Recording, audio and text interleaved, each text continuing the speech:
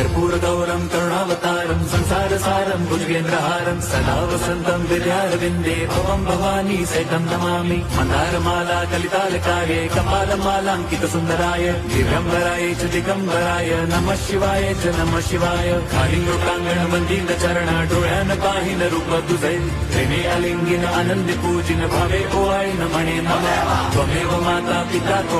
त्वमेव बंधुच सखा त्वमेव